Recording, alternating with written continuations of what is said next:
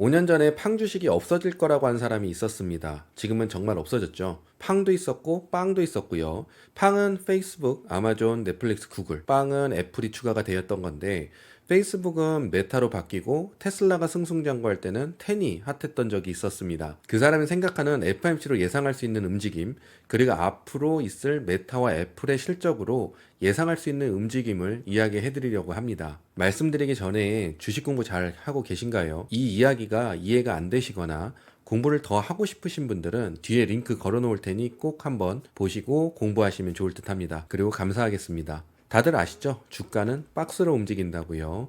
테슬라의 저점은 210이었고요. 어제는 갭상을 했었습니다. 갭상을 하니 뭔 일 있나 하고 찾아보게 되죠. 모건 스탠리에서 테슬라가 포드를 제치고 미국 자동차 1위 선정이 되었다는 이야기인데요. 그래서 올라갔다고 합니다. 갭상도 있었고요. 분위기가 반전되는 것 같은 느낌을 받으신 분 계신가요? 제가 235 잘 보시라고 말씀을 여러 번 드렸죠. 보시는 것 같이 235 뚫지 못하고 오늘은 하락을 했는데요. 사실 뉴스로만 봐도 별로 큰 의미 없는 뉴스거든요. 뉴스를 잘 걸러볼 줄 알아야 되는데 그게 어려우실 수 있어서 역시 주가로도 그 뉴스의 중요도를 알 수가 있습니다. 이 박스를 모르시면 그 뉴스를 올랐다라고 하면서 상승에 큰 의미를 둘 수도 있지만요. 결국 다 내렸습니다. 235도 넘어서 안착하지 못했고 상승분을 모두 뱉어냈습니다. 어제 있었던 상승은 아무 의미 없는 상승이었고 그리고 뉴스도 아무 의미 없는 뉴스였다고 보시면 됩니다. 그리고 지난 영상에서 박스 안에서는 갭상도 한다고 말씀드렸죠. 굉장히 좋은 공부가 될 수 있는 움직임이 테슬라에 나왔습니다. 말씀드렸다시피 박스 안에서 갭상을 해도 횡보입니다. 잊지 마시고요. 지금 테슬라는 횡보 중입니다. 만약 210 아래로 내려가면 하락이 시작되는 것이니 잘 지켜보시고요. 그리고 곧 골든 크로스가 날 수 있는데요. 골든 크로스가 나려고 하는데 주가가 51선 밑으로 내려가서 골든 크로스가 나지 못하게 한다면 조정의 시그널로 보기도 하니 잘 지켜보시고요. 차트를 못 보시거나 안 보시더라도 넓게 공부를 하고 싶으시다면 주가를 계속 보지 마시고 가끔씩 확인하면서 210 아래에서 주가가 맴도는지 위에서 맴도는지 계속 확인하시면서 느끼시면 좋습니다. 테슬라 추세를 해석하는 데 있어서 도움이 되실 겁니다. 그리고 제가 앞으로도 설명드릴 이야기나 종목들을 이해하시는 데 도움이 되실 겁니다. 그래서 테슬라는 210 보시면 되고요. 엔비디아는 이제 말씀 안 드려도 되겠죠. 지난 영상과 지지난 영상 확인하시면 오늘까지의 움직임에 답을 아실 수 있으실 거라 생각이 듭니다. 참고해 주시면 감사하겠습니다. 팡 주식이 없어질 거라고 이야기했던 사람이 있습니다. 바로 접니다. 이렇게 말하니까 제가 뭐 대단한 사람처럼 보이려고 그러나 보다 하실 수 있는데요. 그건 아니고요. 저도 저만의 정보 수집과 주식을 하면서 쌓인 경험으로 이야기를 해드린 건데 이미 지나간 일이고 오늘 해드릴 이야기는 아니니 바로 넘어가겠습니다. 오늘은 FOMC 이후와 메타, 애플의 기업 실적 발표 이후의 주가 움직임을 말씀드리려고 합니다. FOMC 먼저 말씀드리면 파월 의장이 뭐 대단한 말을 할 거라 생각이 들지는 않거든요. 매일 같은 이야기를 하니까요. 경제는 아주 튼튼하다는 이야기 하겠고요. 고용 쪽을 눈여겨보고 있고 지금까지의 지표들은 그래도 만족스럽다라고 하면서 금리를 너무 늦게 내리면 경기 침체가 올 수 있어서 적당한 시간표에 해야 한다고 할 수 있을 것 같습니다. 아직 시간이 남아있으니 데이터를 보고 결정을 하겠다라고 하겠고요. 문제가 생기면 우리는 대처를 할 것이고 아직 할 일이 더 남아있다라고 하지 않을까요? 그러면서 조금 더 확실한 표현을 해준다면 9월에 금리를 내리는 것이 좋은 타이밍으로 보고 있다 하면서 9월 금리 인하에 대한 확신을 주는 이야기가 있을 수도 있겠고요.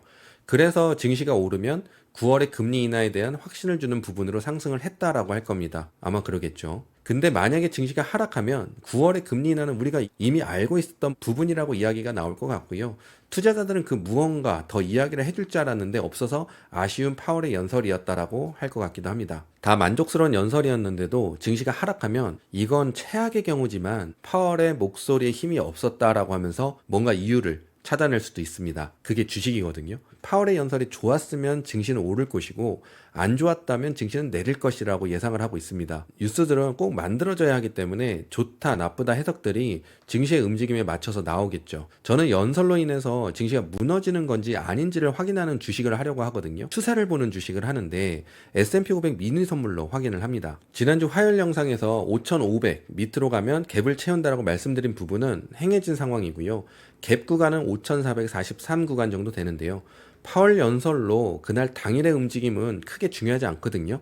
당일의 움직임 이후에 다음 스텝이 나와야 해석할 수 있는 건데, 큰 상승이 나오면 이제 상승한가 하는 생각이 들거나 증시의 밑바닥이었다라고 하거나 큰 하락이 나오면 이제 증시 조정의 시작인가라고 생각할 수 있는 분들을 위해 기준을 잡아드리려고 합니다. 내일 FOMC 전에 오늘의 저점을 깨도 상관은 없고요.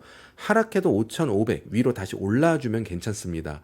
그리고 5,500을 지키면서 FOMC 이후에 장대 양봉이 나오더라도 5,220 위로 넘어가지 못하면 아무 의미 없는 상승입니다. 5,620까지 당일이나 이틀에 걸쳐서 올라가더라도 고꾸라트리는 하락이 나올 수도 있으니 참고하시고요. 만약 고꾸라트리면 그걸 개미에게 물량 넘긴다라고 해석이 가능하니 지금은 지속적 상승이 필요한 구간입니다. 하나의 장대 양봉과 음봉으로 증시를 보는 시각이 빨리빨리 변하는 게 좋은 건 아니거든요.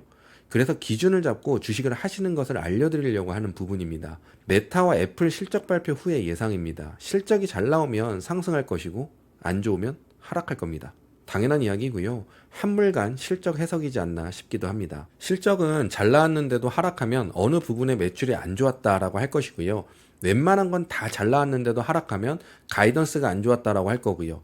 실적이 별로인데 상승하면 안개 속에서도 뭔가를 상승 이유를 찾으려고 할 거고요. 실적은 좋아도 하락하고 안 좋아도 상승하는 경우가 있어서 저는 실적은 로또와 같다라고 말씀을 드리는데요. 기업 분석을 개인이 아무리 해도 답을 찾기가 어렵습니다. 증시가 뭐래도 올라갈 때는 대세 상승장이나 그래도 좋은 상승장에서는 기업 분석을 한 게 정답처럼 느껴질 수가 있거든요. 저도 기업 분석을 잘하고 그 기업을 믿었다라고 말하던 시절이 있었는데 증시가 좋았다는 건 인정하지 못하고 제가 실력이 굉장히 좋은 줄 알았습니다. 그래서 그만뒀습니다. 실적에서 예측할 수 있는 건 실적 후 증시의 변화로 나올 수 있는 이야기들이고요. 종목의 주가와 주가의 움직임은 그 기업을 알려주거든요. 뉴스나 이슈, 실적들이 얼마나 영향가가 있는지도 알려주고요. 저는 주가로 해석을 하는데요. 넷플릭스 주가 움직임 보여드렸죠. 오늘은 마소도 실적이 있었죠. 예상한 하단 맞고 반등 중이고요.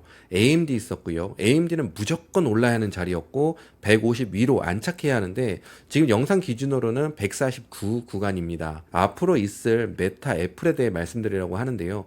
그러니까 어느 주가까지는 버텨줘야 실적 해석이 잘 되고 있고 추가 상승이 나올 것을 기대할 수 있겠다라고 하는 자리를 말씀드리려고 합니다. 메타는 450, 445입니다. 아래로 하락하면 멀리는 425, 최악은 415까지도 열릴 수 있습니다. 실적 발표하고 주가가 아래로 내려도 늦어도 3일 안에 올라오면 된다는 게 포인트이고 향후 주가를 확인할 때 450 아래에서 맴돌면 안 되는 게 중요합니다. 애플입니다. 애플은 차트가 좋은 차트는 아닙니다. 그리고 비정상 상승이 있었는데요. 하락을 해야 하는데 물량으로 끌어올린 겁니다. 기관들이 올린 게 티가 난다고 해야 하는데 이거 설명은 나중에 기회 되면 드리고요. 차트를 안 보시는 분들은 종목의 주가가 끌어올리는 듯한 호재도 없는데 이상하게 끌고 올라가는 그 느낌을 경험하시고 외우시는 게 제일 좋습니다. 애플은 비정상 상승이었어서 하락을 기다리고 있긴 했습니다. 그래서 지금 주가가 내려오고 있는데요.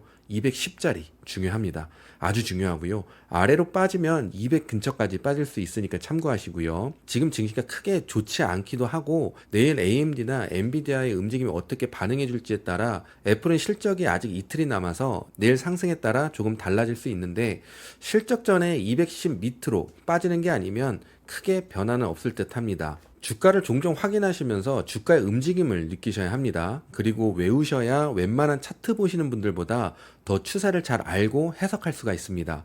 꼭 차트를 안 봐도 괜찮거든요. 기준만 있다면요.